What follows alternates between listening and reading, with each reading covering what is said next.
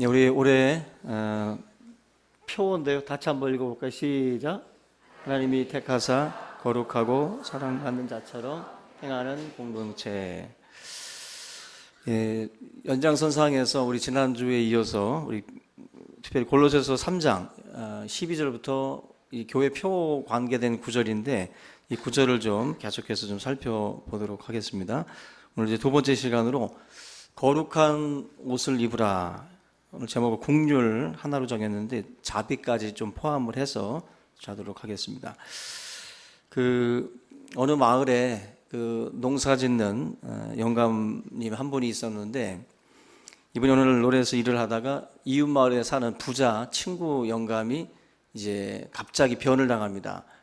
그 영감님의 아들이 갑작스럽게 이제 죽었다는 전가를 받게 되는데 일을 하다가 손에 묻은 흙을 채 털기도 전에 더러운 옷을 입은 상태로 그 친구네 집으로 달려갔습니다. 상갓집 도착하자마자 대문을 열고 들어가려고 하는데 상갓집 하인이 문을 막으면서 못 들어오게 하더라는 거죠. 한마디로 웬 거지가 남의 집에 와가지고 행패 부린다라는 생각으로 그 부잣집 영감님을 이제 거부한 거야. 들어오지 못하도록. 그래서 이 화가 난 이 부잣집 영감님이 다시 집으로 가서 가장 좋은 옷, 자기네 집에서 있는 가장 좋은 옷을 입고 다시 상갓집을 방문을 합니다. 하인이 문을 열어주고 아주 공손하게 이제 대접을 하게 되는데 잔치상 같이 큰 아주 융숭한 그 대접을 이제 하느라고 상을 가지고 오는데 그 상을 가만히 보다가 이 부잣집 이 영감님이 갑자기 입고 있던 옷을 이제 벗어서 고이고이 접어서 밥상 앞에다 딱 넣고 그리고 자기는 물러나더랍니다. 그러니까 이제 상을 당한 영감님이 친구가 갑자기 이상한 행동을 하니까 왜 그러냐고, 왜 갑자기 옷을 개켜놓고 다른 곳으로 가 있냐고 하니까 이 집이 대접하고 있는 대상은 이 옷이고 나는 대접의 대상이 아니기 때문에 이렇게 비껴서 앉아 있다라고 대답을 하더라는 거죠. 그래서 제가 언젠가 그 봉고차를 몰고 이제 딱 어딜 들어갔는데 갑자기 그냥 여기 사랑병원이네. 사랑병원에 갔는데 갑자기 그냥 막 통과를 시키더라고요. 그래서 들어갔는데 납품 맞지요? 그러더라고요. 아닌데? 봉고로 들어가니까 납품하러 온 줄 알더라고. 그래서 이게 차들을 여러분들이 뭐 광고에도 나오잖아요. 뭐 그랜저를 타고 뭘 타면 뭐 성공을 했다, 뭐 했다 얘기를 하듯이 사람들은 이제 자기가 가지고 있는 옷이나 차량이나 이런 것들을 보고 사실은 판단을 해요. 판단을 합니다. 거부할 수가 없고 그것에 대해서 우리가 뭐 틀렸다라고 하기도 참 힘든 세상인데 우리가 옷을 얘기할 때 날개라고 얘기를 합니다. 그죠? 그 옷을 입었을 때 그 사람이 훨씬 더 돋보이게 되는 그런 경우들이 있어요. 그리고 그 제복이라고 하는 것도 마찬가지입니다. 소방관이든 경찰관이든 자기들이 입고 있는 그 제복 거기에 따라서 우리들의 모습이나 또 우리들의 생각이나 태도나 이런 것들도 사실은 달라지는 게 사실이에요. 그래서 옷을 벗는 순간 의사의 가운을 벗고 예비군 옷을 입는 순간 개구리가 돼요. 다. 그죠? 뭐 법관이고 목사고 없습니다. 저 예비군 훈련 가면 다 청개구리가 돼가지고 말들을 안 들어요. 그 사람들이 원래 입었던 옷들을 다 벗어 다 놓고 예비군복을 입혀놓으니까 그렇게 말들을 안 듣죠. 원래의 자기들의 옷을 입혀놓으면 근엄해지고 원래 자기들의 옷을 입게 되면 뭔가 그 제복이 요구하는 그 삶의 모습을 갖추기 위해서 또 노력들을 하게 됩니다. 우리가 이 옷이라는 것은 그래서 중요하고요. 그리고 때와 장소를 잘 구분을 해서 우리가 또 입을 필요도 있어요. 우리나라 사람들이 뭐 해외에 나가면 다 등산복 입고 돌아다니셔가지고 그 외국 사람들이 볼 때는 미관상 해친대요. 그것도. 그래서 뭐 그걸 가지고 또 외국에서 시비를 건 적도 있었어요. 그죠? 남이 뭘 입든 무슨 상관이야. 그죠? 그런데 심하긴 해, 우리나라가. 어디 가든지 울긋불긋한 등산복들 입고 다니니까. 장례식장도 등산복, 뭐 운동할 때도 등산복. 그죠? 어디 해외여행을 가도 등산복. 근데 이 상갓집이나 결혼식에 갈 때에도 그 식에 맞게 사실은 입고 갈 필요가 있어요. 그죠? 너무 안 맞는 의상을 해서 가는 것도 저는 예의에서 벗어난다고 봐요. 그래서 뭐 그냥 편한 옷 입고 그냥 막 장례식장이고 막 이렇게 가는 것보다는 그래도 어느 정도 상대방에 봤을 때 그래도 좀 격식을 갖추고 오셨다라는 느낌을 받을 수 있게 하고 가는 게 낫겠죠. 그죠? 여러분들이 거꾸로 생각해 보면 나의 잔치에, 나의 이 장례에 누군가가 그렇게 아무렇게나 온다고 한다면 예의가 아니겠죠. 사도 바울이 우리 그리스도인들이 어떻게 살아야 되는지를 설명을 하면서 오늘 말씀에서 이제 옷에 대해서 지금 이야기를 합니다. 옛사람을 벗어버려라, 뭐 새 사람을 입어라, 이런 말들이 많이 있는데 오늘 특별히 이 12절 말씀 보면은 다섯 가지 이제 유니폼이 나와요. 국률, 자비, 겸손, 온유, 오래 참음. 이 다섯 가지의 옷을 입으라. 흔한 말로 사도 바울 컬렉션이라고 합니다. 사도 바울이 다섯 벌을 딱 놔두고 우리한테 이거 입으랍니다. 굉장히 좋은 옷이니까 이거 우리가 반드시 입어야 된다라고 지금 말씀을 하고 있어요. 여러분들 집에 옷장 열어보면 옷 없다고 한탄하는 분들 많죠. 여기 다섯 벌이나 있습니다. 이거 여러분들이 착용하시기 바랍니다. 오늘 이 몇 가지, 두 가지 정도 좀 살펴보려고 하는데, 첫째가 지금 우리가 입어야 될 옷 중에 첫째가 국률의 옷을 입어라. 국률의 옷. 이 불쌍히 여기는 마음이죠. 국률이라는 게 상대방을 불쌍히 여기는 마음. 우리가 하나님께서 이 국률의 마음을 가지고 계시는데 그 국률을 우리가 또한 그 국률의 옷을 입을 것을 우리에게 말씀을 합니다. 국률이라는 단어는 사실 잘 안 쓰죠. 잘 안 쓰는 단어고 사실 요즘 현대인들에게는 좀 어울리지 않는 말이에요. 그래서 요즘에 만든 말로는 동일시한다. 감정이입, 동일시. 이게 아마 좀 더 가까운 말씀이라고 볼 수 있어요. 어려움에 처한 사람이 있으면 그걸 보고 같이 느끼는 거죠. 같은 느낌을 가지고 같이 보고 같이 말하고 같이 슬퍼하고 뭔가 이렇게 도와주려는 그런 마음들, 그 사람의 아픔을 느끼면서 도와주려고 하는 것이 국률이다라고 말을 합니다. 예수님께서 이 땅에 오실 때에 바로 이 국률이라는 것이 깔려 있어요. 하나님께서 우리를 보시고 우리와 동일시 하시는 거죠. 우리의 어떤 그 죄성이나 거기에서 헤어나지 못하는 그 우리 인간의 연약함에 대해서 하나님께서 국률이 여기시는 거예요. 그러면서 결국 우리를 살리기 위해서 바로 이 국률의 어떤 그 마음으로 이 땅에 예수 그리스도가 인간의 몸으로 자기를 비워 종의 형체로 이 땅에 오신 것, 그게 바로 동일시예요. 우리 주보 동일시. 잠깐 보시면 바로 우리와 같은 모습으로 오셔서 시험을 받고 죄가 없지만 시험을 받고 그 연약한 가운데에 모든 영광과 특권을 다 포기하고 내려오신 것, 그게 바로 하나님의 국률의 마음이 깔려 있었기 때문에 가능했던 바로 성육신이에요. 성육신은 그 국률의 마음이 없었으면 쟤네들 왜 저러지? 바로 심판을 내려버리는 거죠.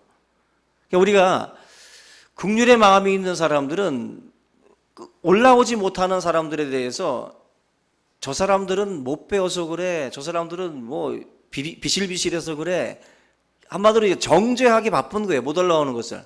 근데 국률이 여기는 마음이 있는 사람들은 손을 뻗죠. 손을 뻗어서 끌어올려주고자 하는 마음이 있는 거죠. 그게 바로 국률의 마음입니다. 하나님께서 우리에게 이 국률의 마음을 가져라. 그 옷을 입어라.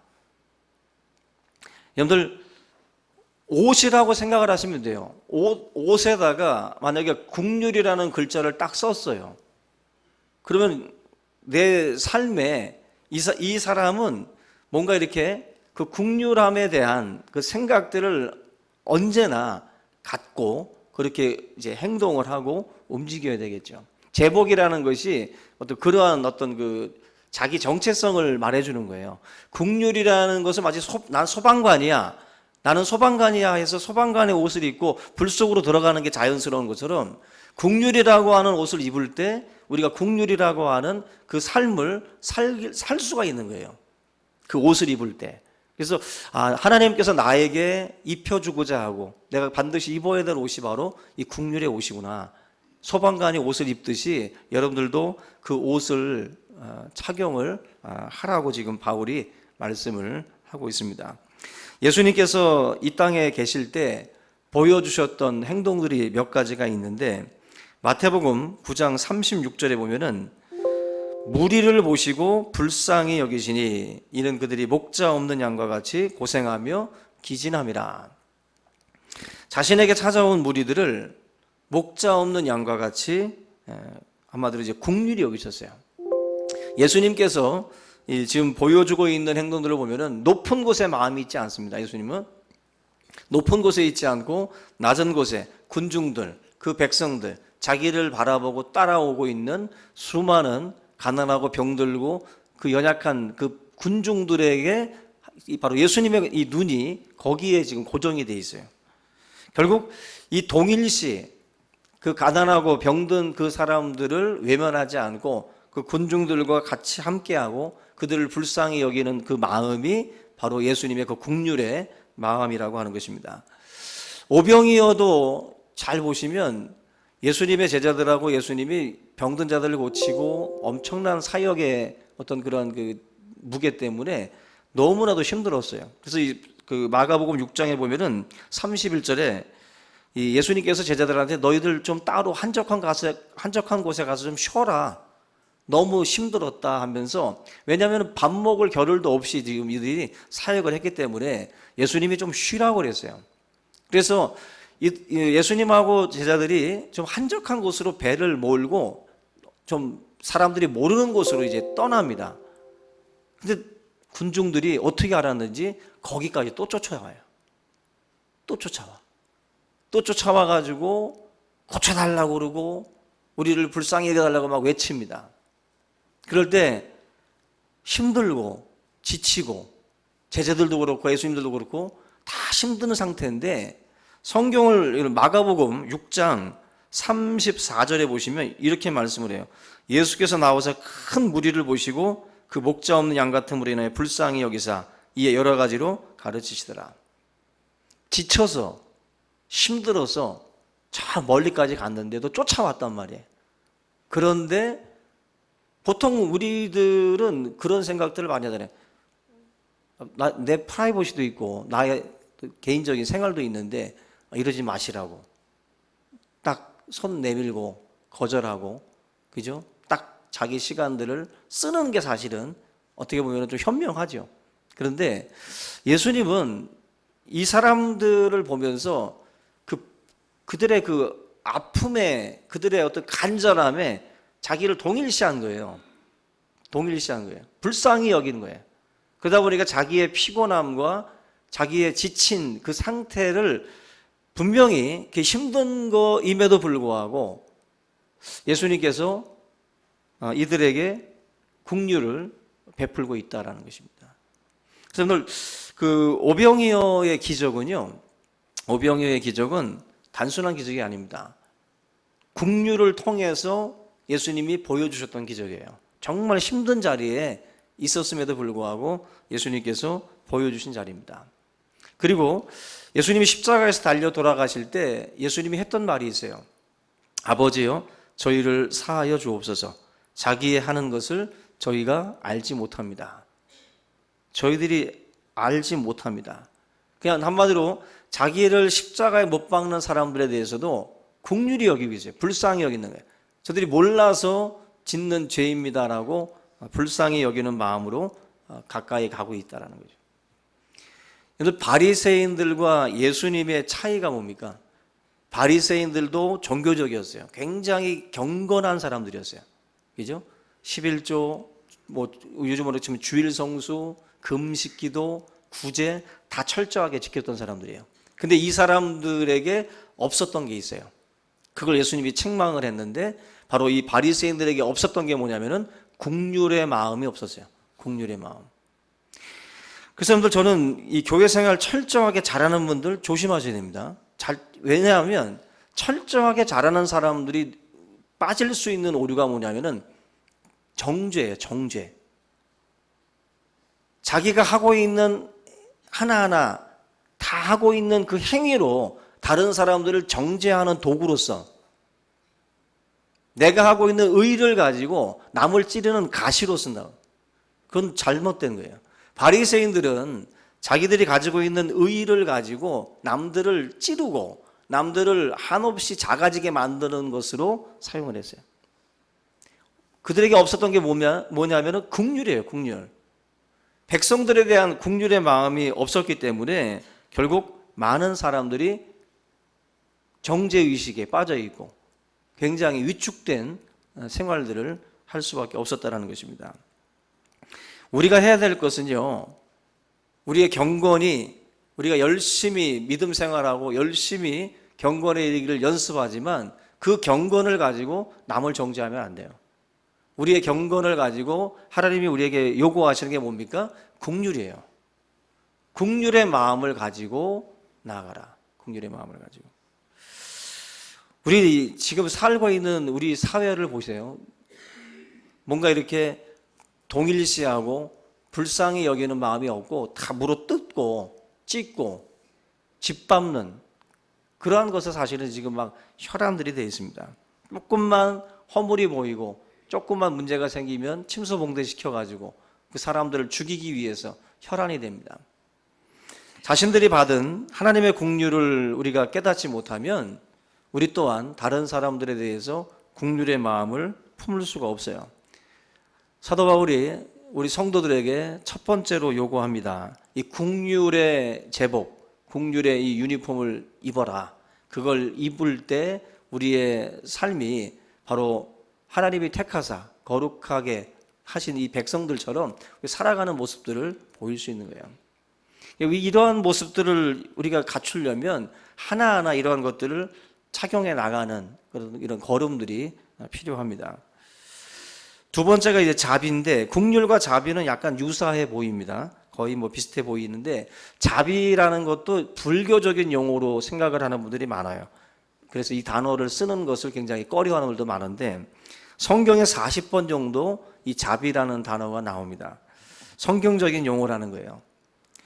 특별히 착하게 대한다, 친절하게 대한다, 그리고 너그럽게 대한다, 이런 뜻이 이 자비라는 단어 속에 있습니다. 우리가 하나님의 성품을 이야기를 할 때 성경에 보면은 출애굽기 34장입니다. 출애굽기 34장 6절에 여호와를 뭐라고 말씀하냐면은 자비롭고 은혜롭고 노하기를 더디하고 인자와 진실이 많은 하나님이라. 하나님을 표현을 할 때 자비롭다, 은혜롭다, 그리고 노하기를 더디한다, 그렇게 말씀을 해요. 이게 하나님의 성품 중에 하나입니다. 자비로우신 하나님. 그래서 여러분들 악인과 선인에게 해와 비를 똑같이 주시잖아요. 그걸 이제 예수님께서도 말씀을 하는데, 악인과 선인에게 고르게 하나님께서 주시는 이 일반적인 어떤 은총이 있죠. 그런 은총들. 바로 자비하기 때문에 가능한 일입니다. 에레미야가 3장 22절에 보면은 여호와의 인자와 국률이 무궁하심으로 우리가 진멸되지 아니하였도다. 하나님이 워낙 국률이 무궁하고 자비가 무궁해서 우리가 진멸되지 않았대요. 하나님의 자비가 조금만 거두어지면 우린 진멸의 대상입니다. 우리는 하나님 앞에 갈 수 없는 참 부족한 인생이에요. 그런데 하나님이 우리를 자비롭게, 너그럽게 우리를 대하시고 또 착하게, 친절하게 대하십니다. 그게 바로 하나님이 갖고 있는 성품인데, 그걸 우리에게 말씀하는 거예요. 너희들도 거룩한 옷, 바로 이 자비의 옷을 입어라. 자비. 어떤 일을 볼 때 좀 더 너그러워지고, 좀 더 친절해지고, 좀 더 착하게, 좀 더 마음을 그렇게 쓰라는 거죠.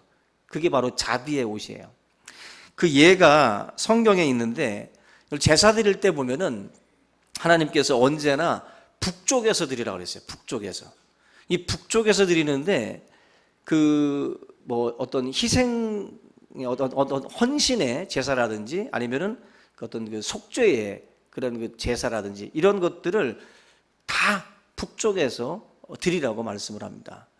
만약에 어떤 그 잘못한 속죄에 대한 제사는 저쪽에서 드리고 동쪽에서 드리고 이거는 북쪽에서 드리라고 구분해 놓으면 저쪽에 가 있는 사람들을 볼 때 어떤 생각을 가져요? 저것들 또 얼마나 죄를 졌길래 저기 가서 저 짓 하고 있나 하고 욕하겠지. 그죠?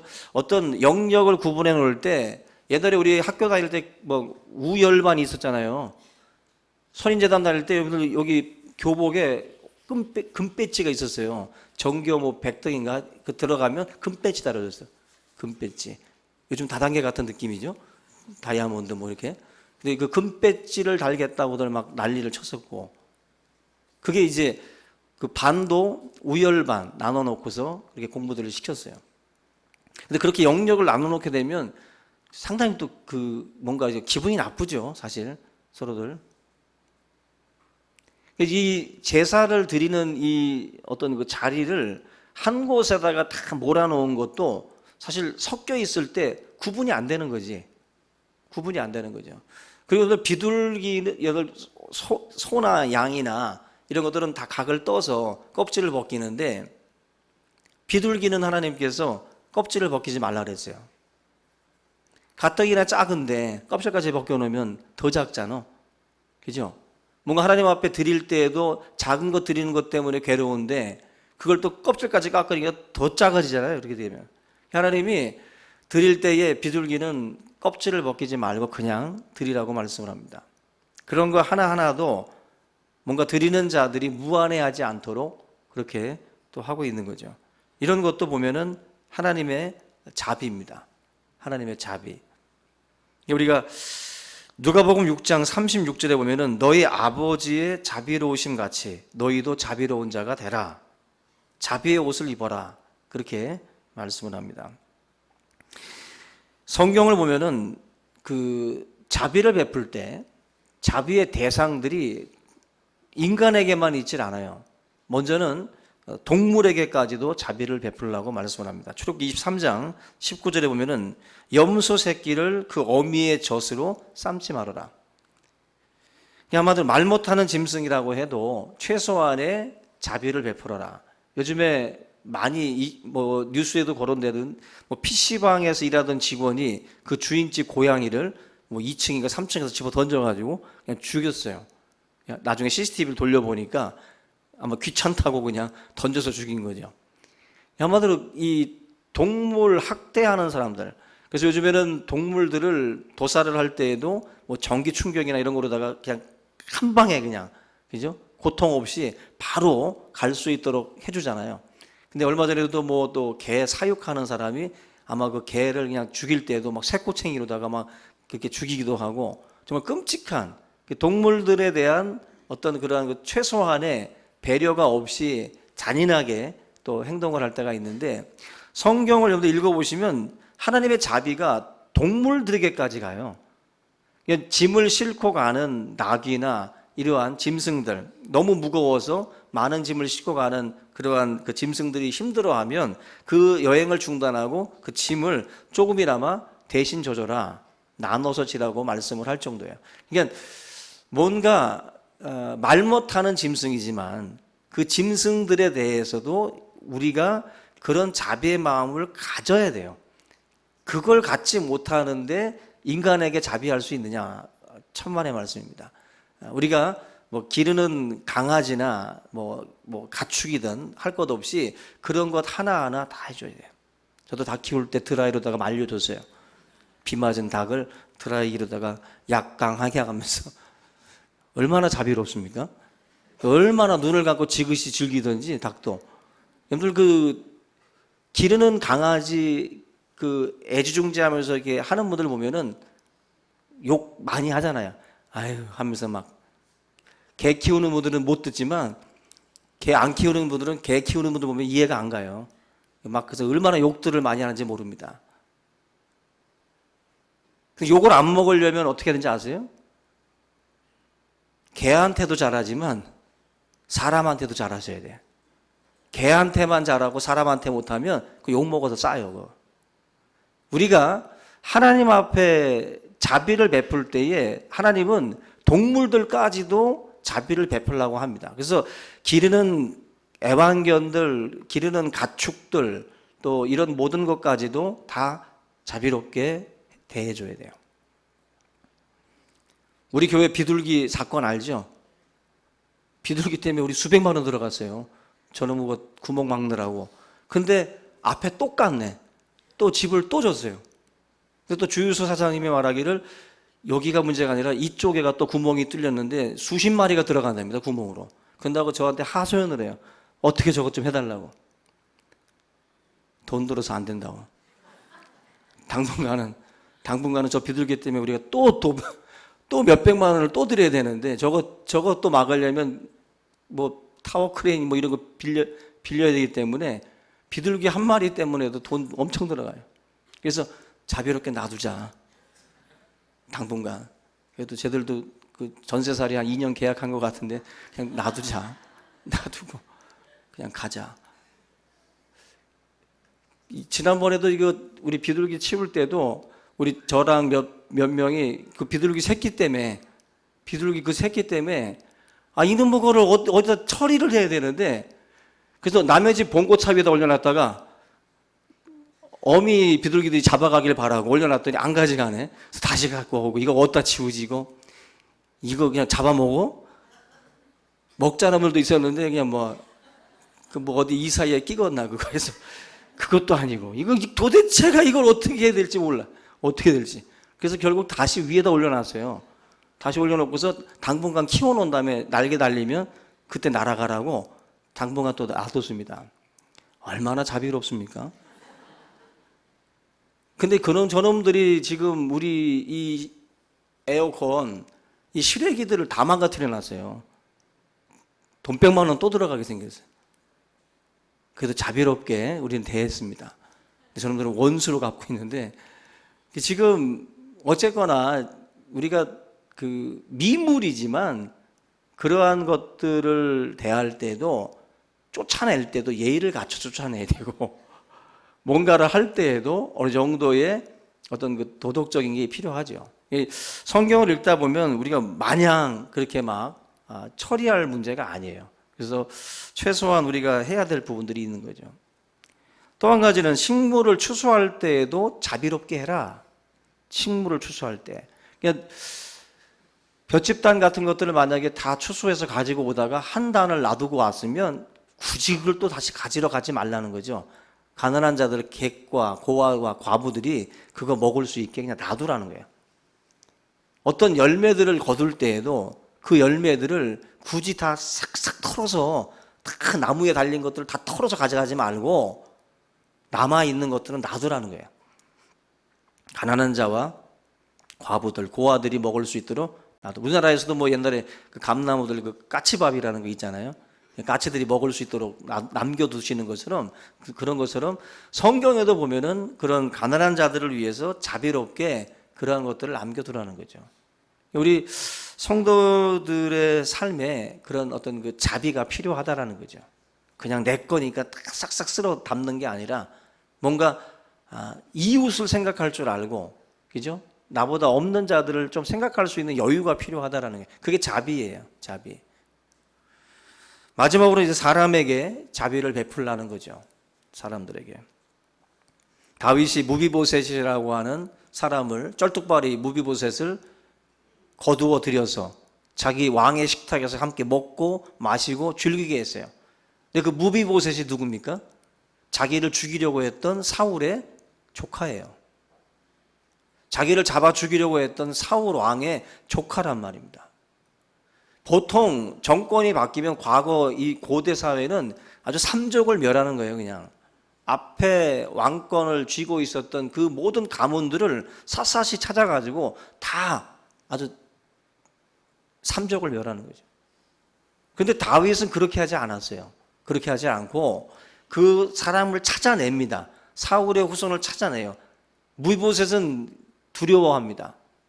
결국 나도 이제 죽는구나. 근데 이 무비보셋을 다윗이 찾아서 요나단과 맺었던 그 언약을 기억해서 결국 이 무비보셋을 정중하게 또 자기와 함께 즐길 수 있도록 그 권리를 부여해 줍니다. 그게 바로 다윗이 보여줬던 행동인데, 다윗이 뭐라고 말씀을 하냐면 그 사무엘하 9장에 보면은 왕이 가로되 사울의 집에 남은 사람이 없느냐, 내가 그 사람에게 하나님의 은총을 베풀고자 하노라. 자기의 은총이 아니라 하나님의 은총을 베푼대요. 하나님의 은총을. 다윗이 바로 하나님의 은총을 베풀겠다라고 말을 하고, 이 무비보셋이라는 사람에게 하나님의 자비와 하나님의 은총을 그에게 베풀게 됩니다. 저와 여러분들이 갖추어야 될 옷이 바로 이겁니다. 우리가 욕을 욕으로 갚지 않고, 또 원수를 우리가 딱 같은 모습으로 대하지 않고, 지금 다윗이 보여주고 있는 모습처럼 그렇게 자비를 베푸는 것입니다. 선한 사마리아인의 비유에서 예수님께서 그런 말씀을 하죠. 누가 강도 만난 자의 이웃이 되겠느냐? 그때 대답이 뭡니까? 자비를 베푼 자니이다. 자비를 베푼 자니이다. 여러분들, 우리들의 이웃을 만드는 것은 우리가 상대방들에게 자비를 베풀 때 이루어지는 작업들이에요.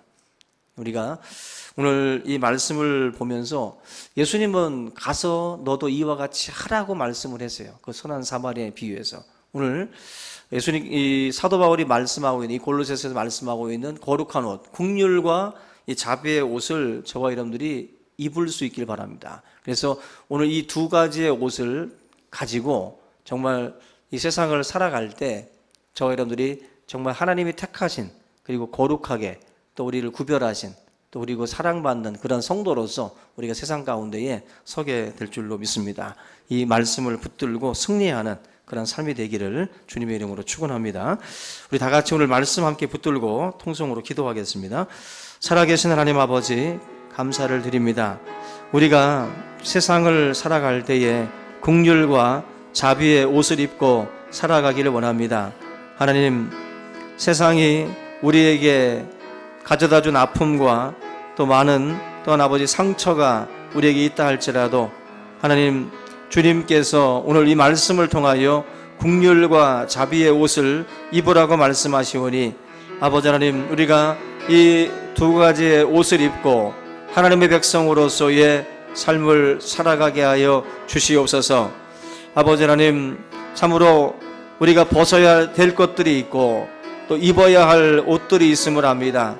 옛 구습을 끊어버리게 하시며, 아버지 하나님, 더럽고 추악한 아버지 하나님 세속의 옷을 벗고 오직 주님께서 말씀하시는 이 거룩한 옷을 우리 모두가 다 입어 아버지 하나님 앞에 영광된 모습으로 살아가게 하여 주시옵소서.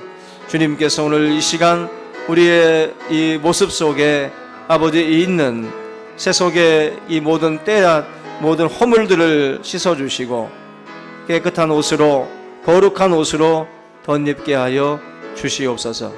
감사하고 예수님의 이름으로 기도합니다.